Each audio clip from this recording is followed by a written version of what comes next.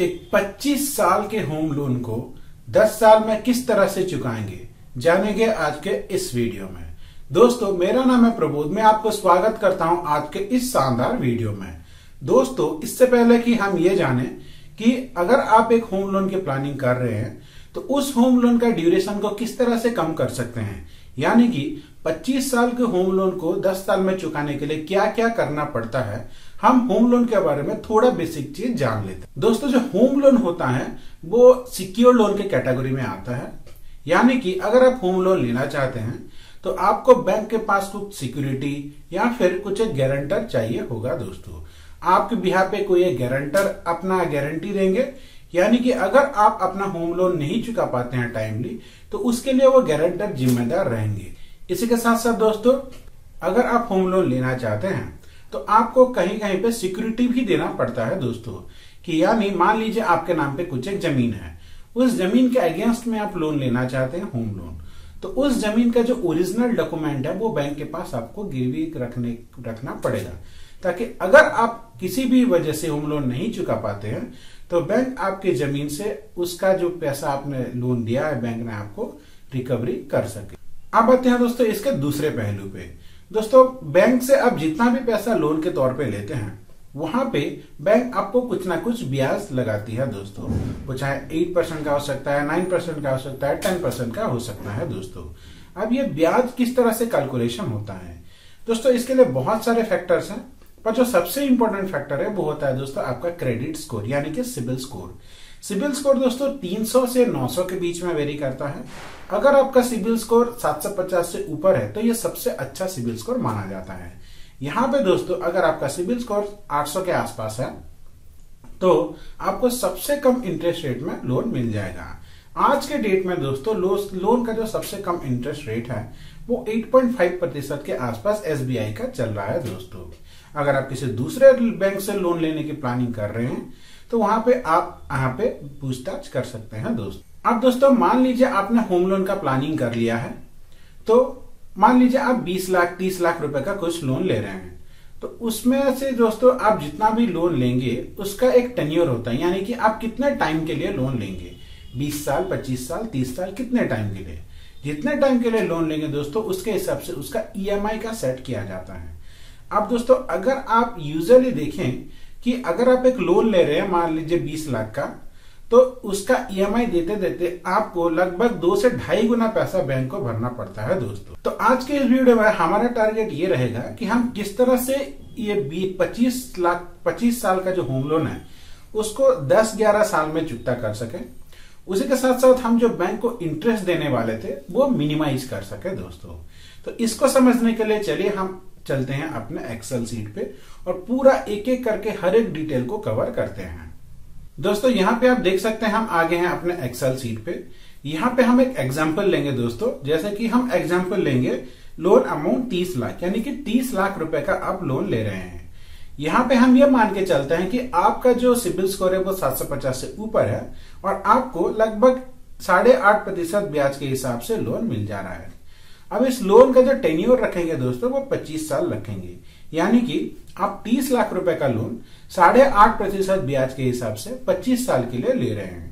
तो उस हिसाब से दोस्तों आपकी मंथली EMI आएगी 24,157 रुपीज, यानी 24,157 रुपए आपकी EMI आएगी।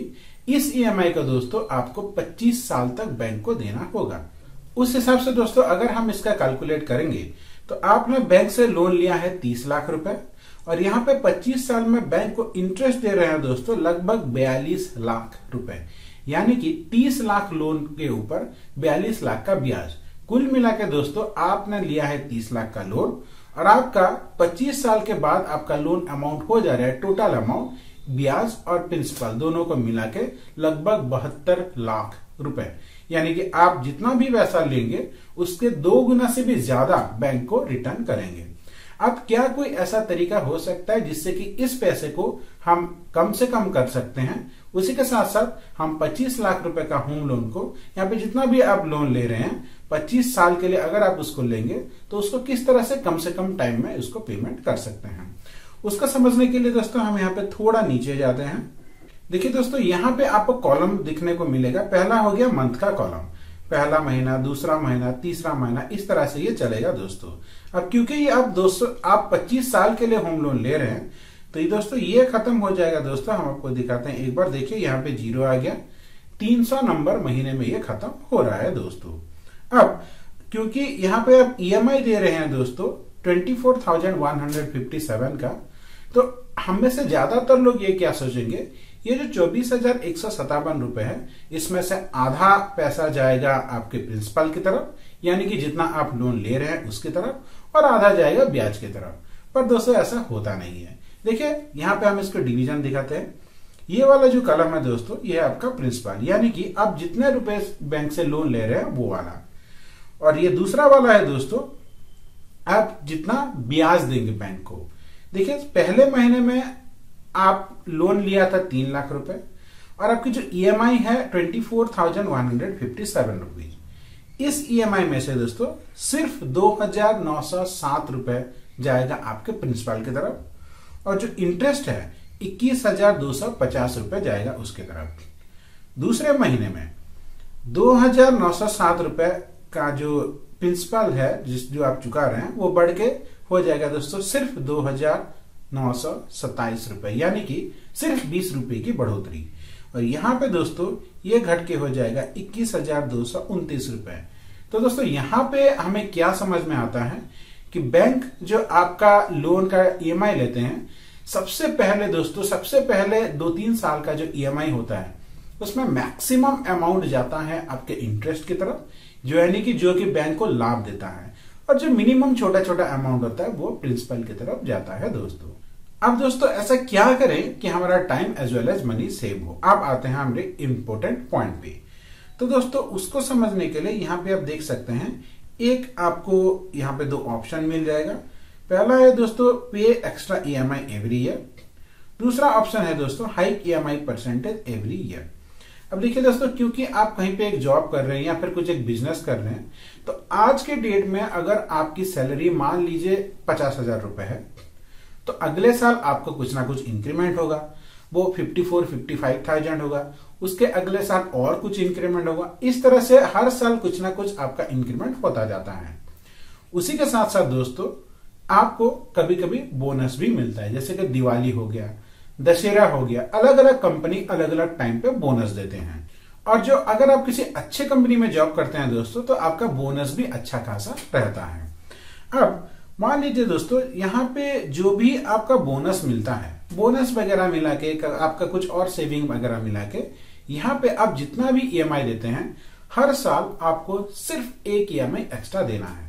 आपको बैंक, ये ऑनलाइन नहीं होगा दोस्तों, मैं आपको पहले से ही बता रहा हूं, ये जो एक्स्ट्रा EMI देंगे ये आपको बैंक को जाके ही देना पड़ेगा। ऑनलाइन ऐसा आपका कोई भी सुविधा नहीं होता है दोस्तों। तो आपको बैंक को जाना पड़ेगा, वहां पे आपके लोन मैनेजर से बात करना पड़ेगा और उनको बोलना है कि मुझे अपने प्रिंसिपल को क्लियर करने के लिए एक एक्स्ट्रा EMI हर साल देना है। और आप ये कर सकते हैं दोस्तों। बैंक वाले आपको आनाकानी करेंगे, मना करेंगे, पर आपको देना है। तो अगर आप हर साल सिर्फ एक EMI का पैसा देते हैं, तो ये जो एक EMI आप दे रहे हैं, ये पूरा का पूरा आपको प्रिंसिपल को क्लियर करेगा। तो देखिए इसका इफेक्ट, जहां पे यहाँ पे देखिए, जहां पे हम लगभग 42 लाख रुपीस का हम यहाँ पे ब्याज दे रहे हैं।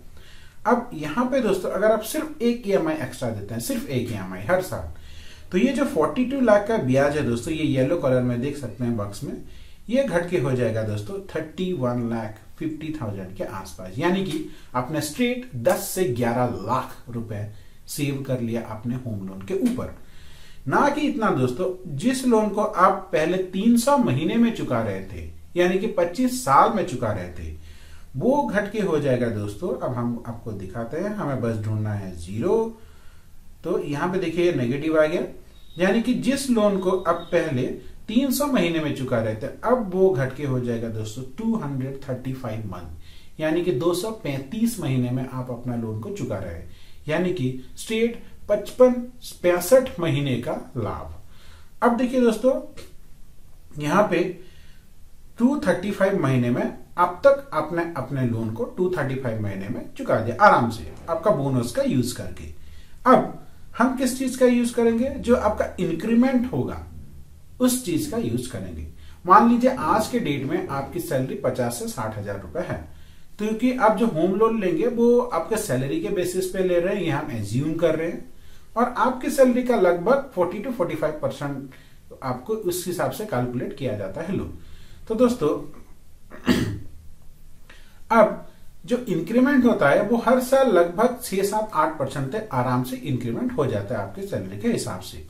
तो यहाँ पे दोस्तों आपका जितना भी इंक्रीमेंट होगा उसका सिर्फ दोस्तों 5% आपको लोन पे चुका देना है। यानी कि मान लीजिए आपकी सैलरी 50,000 है, 50,000 का दोस्तों 5% हो गया 2,500 रुपए।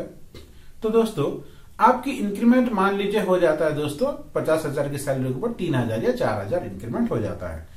तो जो 50,000 की सैलरी है उसका 5% 2,500 रुपए आपको यहाँ पे हर साल 5% EMI को बढ़ाना है दोस्तों। इसको EMI री-रेगुलेशन बोला जाता है। या आपको हर साल बैंक को जाना है और उनको बोलना है कि भैया मुझे अपनी EMI में चेंजेस करने हैं, मुझे अपने EMI में बढ़ोतरी करनी है। और दोस्तों ये आप कर सकते हैं अपने इंक्रीमेंट के बाद। तो दोस्तों हम ये चलते हैं कि मान लीजिए आपका हर साल 6-7% का इंक्रीमेंट हो रहा है और उसमें से आप 5% अपने EMI को इंक्रीमेंट कर रहे हैं। तो दोस्तों अगर आप इस टेक्निक का यूज करते हैं, सिर्फ 5% का बढ़ोतरी करते हैं, तो देखिए दोस्तों जहां पे पहले आप 31,50,000 लगभग का लोन ले रहे थे, अब वो घट के हो जाएगा दोस्तों 20,80,000 for 40 रुपीज। यानी कि जहां पे आपने स्टार्टिंग के टाइम में 42 लाख रुपए का इंटरेस्ट दे रहे थे, वो घट के हो जाएगा दोस्तों 20 लाख रुपए। ना कि इतना दोस्तों, अगर हम टाइम की बात करें तो पहले हम चुकता कर रहे थे लोन को दोस्तों 25 साल में, यानी कि 300 महीने, फिर घट के हो गया दोस्तों वो 235 महीना। अब थोड़ा देखते हैं कि इसका इंपैक्ट क्या गिरता है दोस्तों। तो अगर हम नीचे जाएंगे तो यहाँ पे आप देख सकते हैं दोस्तों ये हो गया नेगेटिव वैल्यू, यानी कि 148 महीने में आपने अपना लोन को चुकता कर दिया। यानी कि दोस्तों लगभग यहाँ पे अपने 12-13 साल में आपने लोन को चुकता कर दिया दोस्तों। अब मान लीजिए आप जो भी इंक्रीमेंट होता है आपकी सैलरी का, वो पूरा का पूरा आपको यहाँ पे EMI में देना चाहते हैं। अगर आपको 10 साल में लोन चुकता करना है तो ये करना पड़ेगा दोस्तों। यानी कि आप ये समझते हैं कि आज की डेट में आपकी सैलरी है 50,000 रुपीज। अब 50,000 रुपीज के ऊपर आपका जितना भी इंक्रीमेंट होगा सारा का सारा पैसा आप होम लोन के ऊपर डाल देंगे, ताकि आप इसको 10 साल के अंदर चुकता कर सकें। तो उस केस में दोस्तों हम ये समझते हैं कि मान लीजिए आपका इंक्रीमेंट हो रहा है 6 से 7%, हम इसको बस 6% चलते हैं दोस्तों। तो उस हिसाब से दोस्तों यहाँ पे आपका देखिए ये भी घट के हो गया 1,97,000 के आसपास। और दोस्तों आपका जो पैसा आप यहाँ पे देख सकते हैं नेगेटिव वैल्यू, ये हो गया दोस्तों 140 मंथ। अब थोड़ा सा अगर हम इसको बढ़ाते हैं, यानी कि अगर हम इसको 7% कर देते हैं, 7% या फिर 8%, तो आपका जितना भी इंक्रीमेंट होता है उस हिसाब से आप इसको देख लीजिएगा। तो दोस्तों यहाँ पे ये घट के हो जाता है दोस्तों नेगेटिव वैल्यू, यहाँ पे आ गया, कहाँ गया, एक बार सर्च करते हैं। जी हाँ दोस्तों, ये हो गया दोस्तों, आप देख सकते हैं यहाँ पे आ गया 133 महीने के अंदर, यानी कि लगभग 11 से 12 साल, 10 से 12 साल के अंदर आपने अपना होम लोन को पूरा चुकता कर लिया। और आपका जो इंटरेस्ट पहले 42 लाख 43 लाख दे रहे थे, उसको 20 लाख रुपए भी, वहां से 20 से 22 लाख रुपए भी आप सेव कर रहे हैं दोस्तों। तो ये होता है दोस्तों स्मार्ट होम लोन का प्लानिंग। दोस्तों इस हिसाब से अगर आप होम लोन लेंगे और इस हिसाब से इस ट्रिक से अगर आप अपने लोन को चुकता करेंगे तो आप बहुत फायदेमंद रहेंगे दोस्तों आशा करता हूं ये वीडियो आपको अच्छा लगा होगा। इस तरह के इंपॉर्टेंट वीडियो के लिए हमारे चैनल को जरूर सब्सक्राइब कीजिए, वीडियो को लाइक करके अपने दोस्तों के साथ शेयर कीजिए। और दोस्तों अगर आप अब तक हमारे वीडियो को देख रहे हैं तो आपका बहुत बहुत धन्यवाद है। अगर आप हमारे इस चैनल को सब्सक्राइब करेंगे तो हमें बहुत मोटिवेशन मिलेगा। आपका दिन मंगलमय हो। धन्यवाद दोस्तों।